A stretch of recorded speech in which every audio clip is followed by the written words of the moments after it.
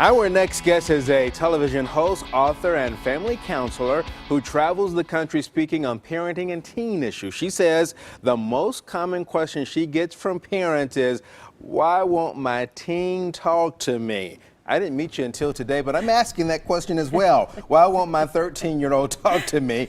Shannon Perry joins us today with some answers to those questions. Good to have you with us here in Nashville and on Talk of the Town. Now, you recently wrote an article on this, and this is a question that a lot of parents have. So if you will enlighten us just a bit on the communication issues on why teens will not talk to their parents. Absolutely, Leland. Well, one of the reasons that teens shut down on us is when they feel like we're falsely accusing them of something and we're not.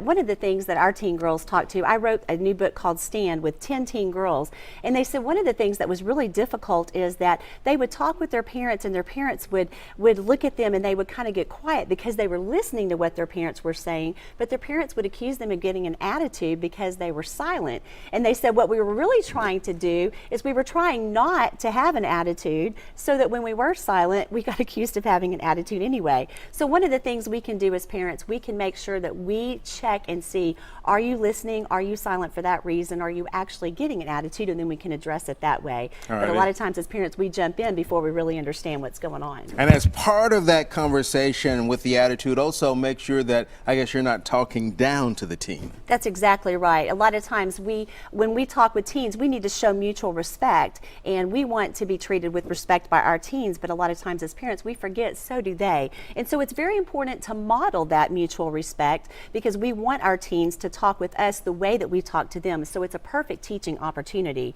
when we have the chance to teach them that.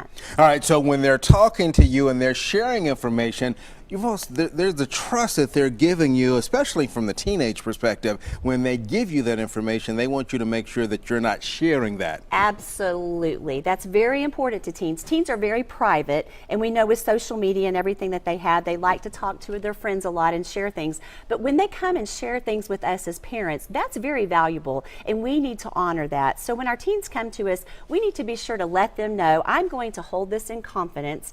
And sometimes as parents, even just in passing, we'll tell our friends things or we'll mention things to people, and if our teens overhear that, then they think, I can't trust you. And so keeping that confidence is very important because our goal is to get our teens to talk with us. All right, so quickly address this question. So let's say you go through these steps and then at the end the kid still isn't talking to you. What's the next step for mom or dad in that process? Well, one of the things, Leland, that I always tell parents is it's very important to let them know I'm not going away. I am going to be here. I am going to be a gentle reminder, not a pushy reminder, but a gentle reminder that I'm here because I love you, because I care about you.